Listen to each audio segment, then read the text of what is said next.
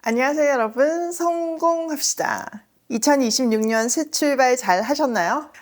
저는 이제 일단 자녀도 많고 또 조카들도 너무 많잖아요. 그러다 보니까 일이 없는 날이 없는 것 같아요. 그렇지만 늘 얘기하듯이 인생은 파도 타기다 생각하면서 그 파도를 맞서는 것이 아니라 그 파도를 즐기려고 노력하고 있어요.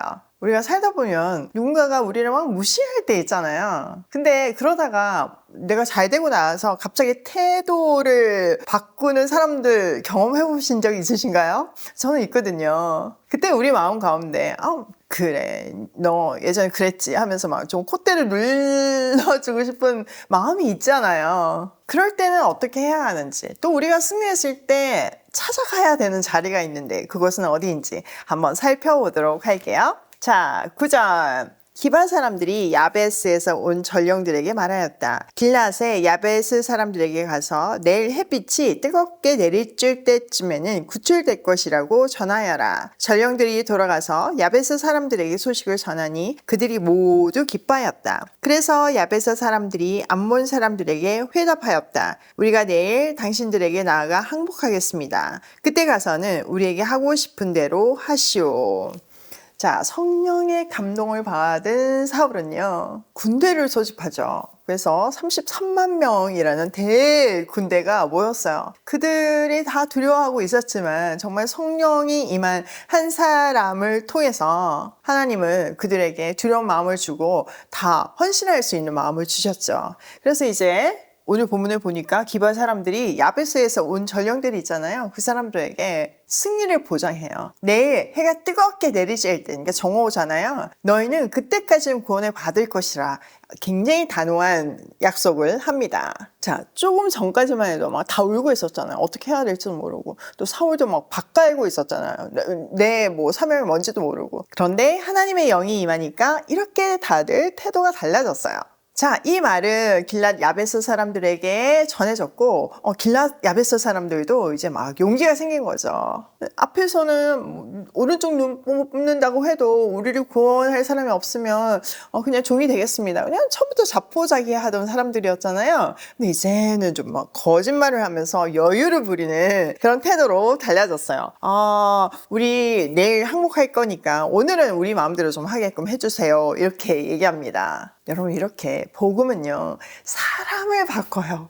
인생을 바꿔요. 다 죽어가는 사람도 살 소망을 얻고요. 눈빛이 달라지고 지혜가 충만해지고 못 풀던 문제를 풀게 됩니다. 여러분 다 경험해 보셨잖아요. 우리는요, 이미 예수님이 십자가에서 승리하셨어요. 우리는 그 승리 아래에 있어요. 그 승리의 확신이 있으니까 당장 눈앞에 보이는 이 문제에 쫄지 않고 담대하게 대처할 수 있는 거예요. 자, 11절. 다음날 아침 일찍 사울은 군인들을 세 부대로 나누어 가지고 새벽녘에 적진 한복판으로 들어가서 날이 한창 뜨거울 때까지 암몬 사람들을 쳐서 죽였다. 살아남은 사람들은 다 흩어져서 두 사람도 함께 있는 일이 없었다. 와, 정말 이 사울이 기습해가지고 정말 약속대로 정오까지 다 처단했죠. 여기에 보면 새벽녘에 적진 한복판으로 들어갔다고 얘기하잖아요. 이거는 시간상 새벽 3시에서부터 새벽 6시예요. 다들 잠 자고 릴렉스하는 시간에 딱 공격을 한 거죠. 결과는 대승이었어요. 눈까지 뽑겠다고 큰 소리 치던 암몬 왕 나하스의 교만은요, 정말 한순간에 무너졌죠.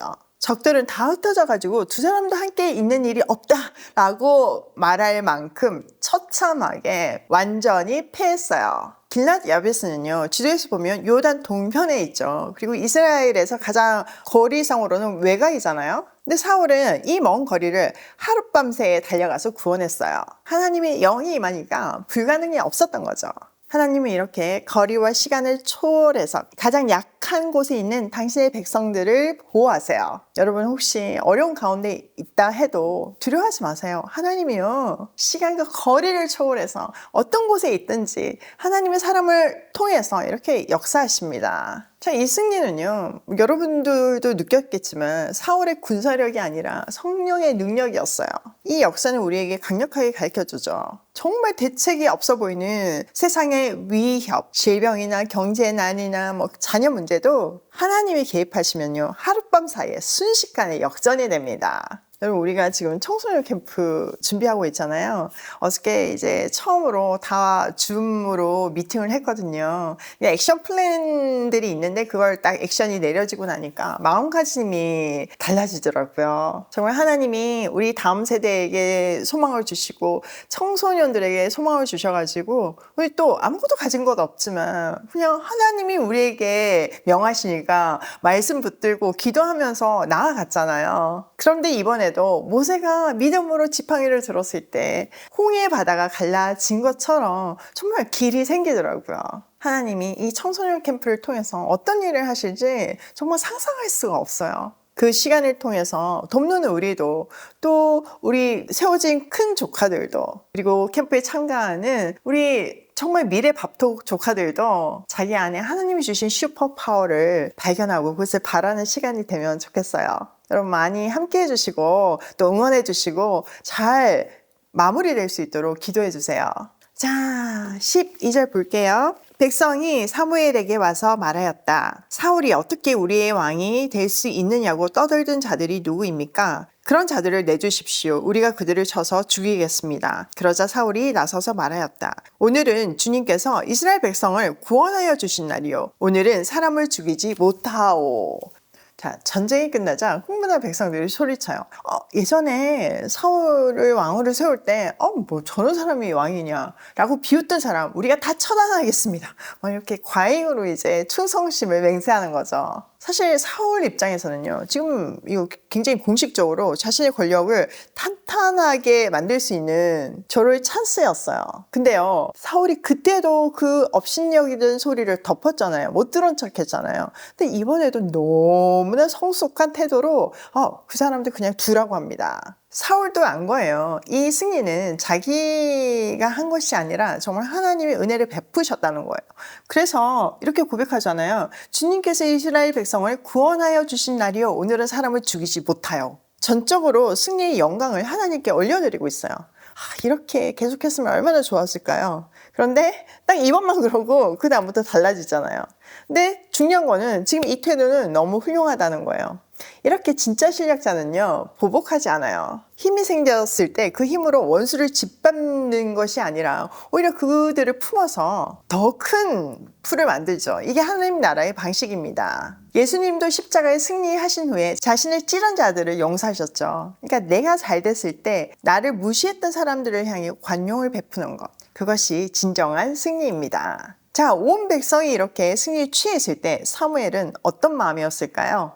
자, 14절 볼게요. 사무엘이 백성들에게 말하였다. 우리가 길갈로 가서 사울이 우리의 왕이라는 것을 거기에서 새롭게 선포합시다. 그래서 온 백성이 길갈로 가서 그곳 길갈에 계시는 주님 앞에서 사울을 왕으로 세웠다. 그들은 거기에서 짐승을 잡아서 주님께 화목 제물로 바쳤다. 거기에서 사울과 모든 이스라엘 사람들이 함께 크게 기뻐하였다. 자, 여러분, 길갈이 어디인가요? 우선 길갈이라는 이름의 뜻이 굴려보내다 라는 뜻이에요. 그러니까 길갈은요, 이스라엘이 가나안에 처음 들어왔을 때 그들이 애굽에서 겪었던 그 수치를 굴려보냈던 곳이에요. 굉장히 역사적인 곳이죠. 그런데 사무엘은요, 지금 이 흥분한 승리에 도취된 백성들을 이끌고 그 길갈로 데리고 가요. 그리고 그곳에서 왕을 인정하고 나라를 새롭게 하는, 또 진짜 왕이 누구신지를 고백하는 화목제를 드립니다. 이거는요, 단순한 축제가 아니었어요. 우리의 왕은 사울이 아니라 하나님이시다는 것을 다시 선포하는 영적인 갱신의 시간이었습니다. 우리는 일이 잘 풀릴 때 굉장히 위험해요. 그렇기 때문에 우리는 성공의 정점에서 항상 예배의 자리 길갈로 나아가야 합니다. 우리가 하나님 앞에 있을 때 내 위치를 명확하게 알 수 있고 내 공로를 내려놓고 하나님께만 그 영광을 온전히 올려드릴 수 있어요. 그러면 그 축복이 오래갈 수밖에 없죠. 자, 오늘 내용을 우리 삶에 한번 적용을 해보면, 첫 번째, 내 삶의 길갈을 회복하자. 여러분 지금 어디에 서 있습니까? 혹시 성공에 취해서 교만해지진 않으셨나요? 아니면 실패의 자리에서 울고 계신가요? 오늘 승리를 주신 하나님께 감사하며 길갈로 나아갈 때, 또 나의 모든 아픔을 하나님께 쏟아 부으며 하나님을 온전히 붙들 때, 하나님은 나와 우리 가정과 교회를 새롭게 세우실 것입니다. 두 번째, 성령을 의지하자. 여러분, 우리는 불가능한 상황을 매번 맞닥뜨려요. 그런데 그때 늘 내 수준으로 뭔가 문제를 풀려고 하잖아요. 그런데 매 순간 우리는 그것도 교만이라는 것을 내려놓고 내 수준이 아니라 하나님의 스케일로 모든 문제를 풀도록 노력해야 돼요. 성령의 감동하심이 우리의 승리의 비결입니다. 자, 세 번째는 하나 되자. 여러분, 이 33만 명이 한 마음으로 움직였을 때 기적이 일어났잖아요. 우리 오이 패밀리들이 정말 한 마음으로 우리 미래 밥톡 조카들을 세우고, 또 자립준비 청년들 큰 조카들을 세우고, 시설에 있는 우리 조카들을 세울 때 하나님은 우리 조카들을 통해서 정말 기적을 일으키실 줄 믿어요. 더 나아가서 내가 늘 하는 말이지만 평양 이모집, 개성 이모집을 통해서 저 북녘 땅에 있는 우리 형제 자매들도 반드시 살릴 줄 믿습니다. 오늘도 내 스케일이 아니라 하나님의 스케일로 살기를 소망하며 고고싱해요.